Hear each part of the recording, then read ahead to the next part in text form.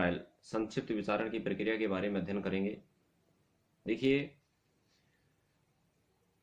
संक्षिप्त विचारण की दंड प्रक्रिया संहिता में कोई परिभाषा नहीं दी गई है, लेकिन इसको पढ़ने से ही लग रहा है कि संक्षिप्त विचारण के अंतर्गत मामले को शीघ्र निपटाया जाता है, समरी ट्रायल की जाती है।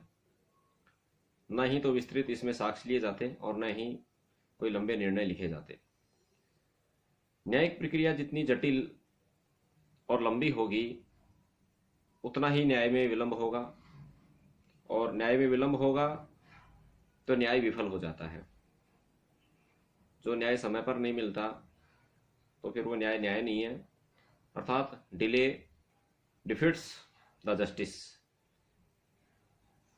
विलंब से मिला न्याय को विफल कर देता है। अतः स्वस्थ एवं सफल न्याय प्रशासन के लिए न्यायिक प्रक्रिया का भी शीघ्र एवं संक्षिप्त होना आवश्यक है। चाहे छोटे मामले हों चाहे सामान्य प्रकृति के मामलों हों, तो उनमें ये बहुत ही एक आवश्यकता है। यदि सामान्य प्रकृति के मामलों में भी, छोटे मामलों में भी एक लंबी प्रक्रिया अपनाई जाएगी तो फिर वह न्याय को विफल कर देने वाली बात होगी। इस प्रकार ये न्याय प्रशासन का सार्वभौमिक सिद्धांत भी है कि न्यायिक प्रक्रिया जितनी लंबी और जटिल होगी न्याय में उतना ही विलंब होगा। इसलिए कुछ ऐसे बहुत सारे मामले होते हैं, छोटे मामले होते हैं, जिनमें न्यायिक प्रक्रिया को संक्षिप्त प्रयास द्वारा या संक्षिप्त विचारण की प्रक्रिया को अपनाते हुए उस मामले को डिस्पोज किया जाना चाहिए।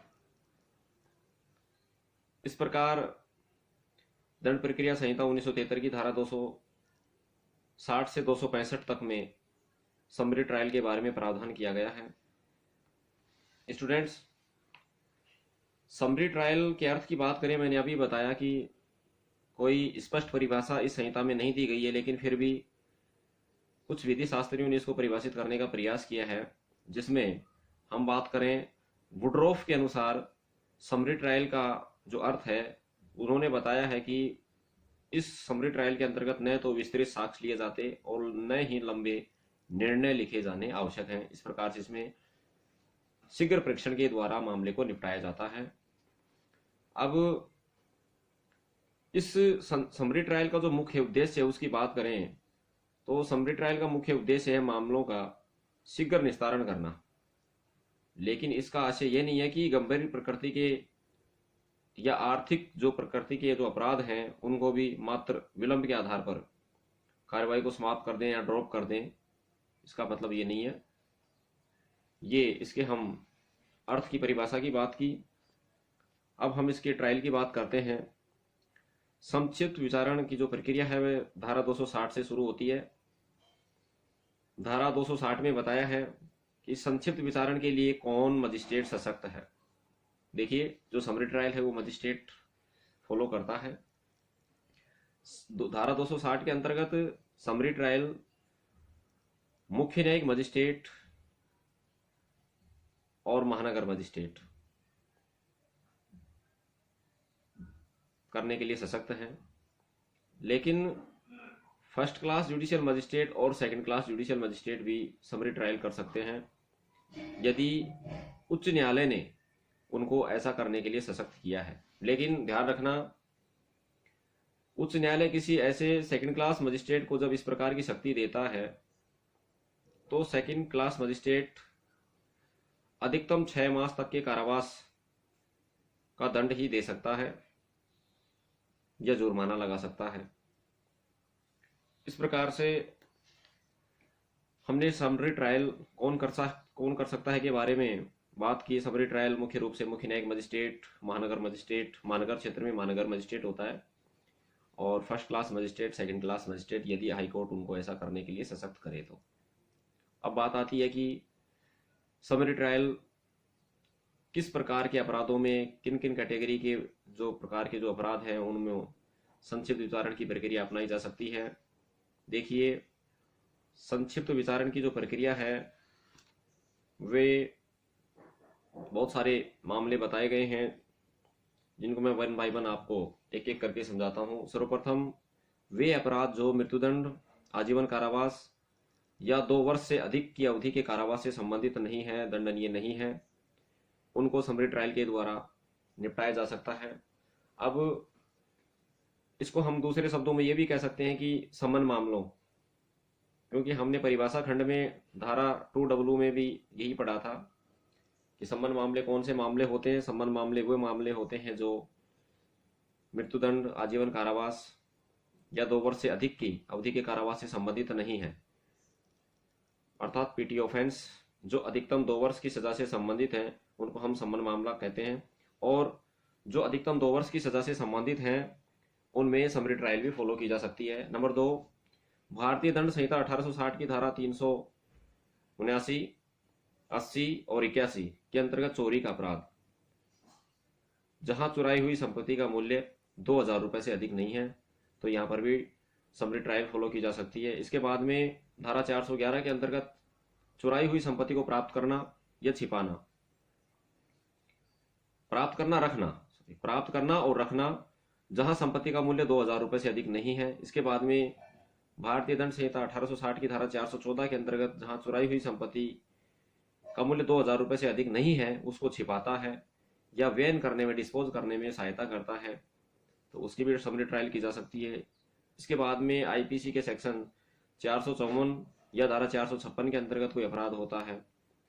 इसके बाद में आईपीसी के सेक्शन 504 के अंतर्गत लोक शांति भंग करने को प्रकोपित करने के आशय से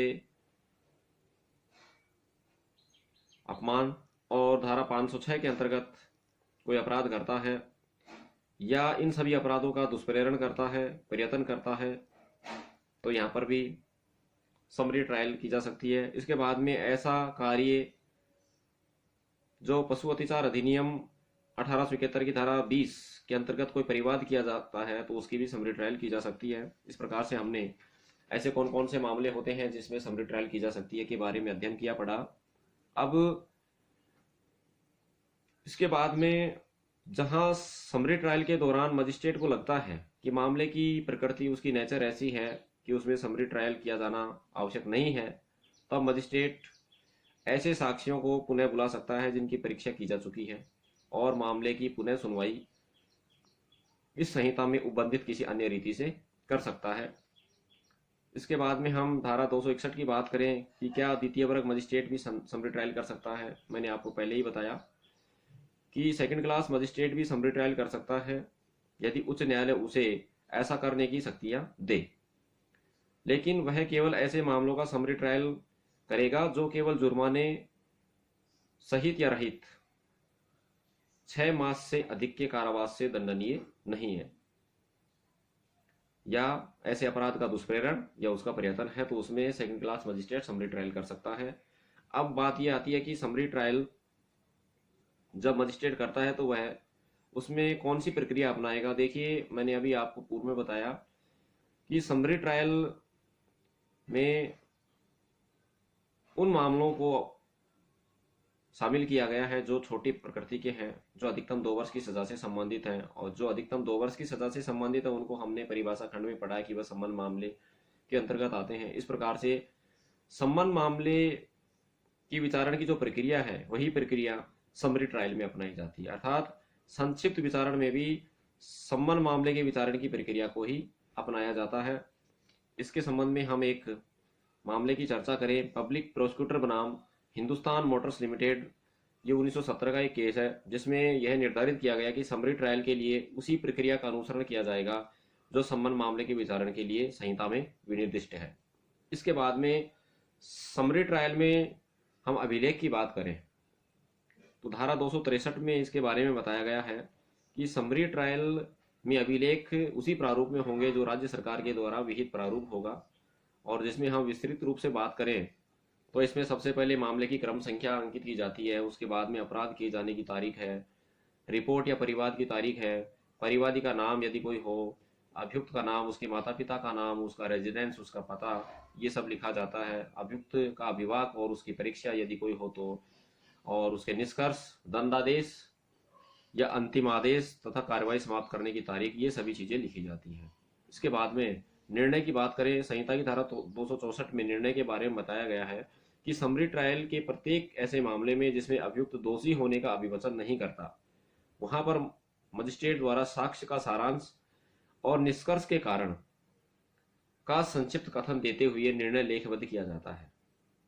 और धारा 265 में यह भी बताया है कि अभिलेख एवं निर्णय की भाषा न्यायालय की भाषा होगी और उस पर मजिस्ट्रेट के हस्ताक्षर होंगे। हस्ताक्षर पूर्ण होंगे, इनिशियल नहीं होंगे। हस्ताक्षर के स्थान पर हस्ताक्षर की मोहर का प्रयोग नहीं किया जाएगा। इस प्रकार से हमने आज समरी ट्रायल के बारे में अध्ययन किया। मेरे विचार से ये वीडियो आपको बिल्कुल समझ में आया होगा। इसके माध्यम से आप लाभान्वित होंगे। आप इसको बार बार देखें, आवश्यक हो तो नोट करें, कोई सुझाव हो तो कमेंट बॉक्स में लिखें, लाइक करें, शेयर करें, सब्सक्राइब करें। आज के लिए इतना ही। Thank you.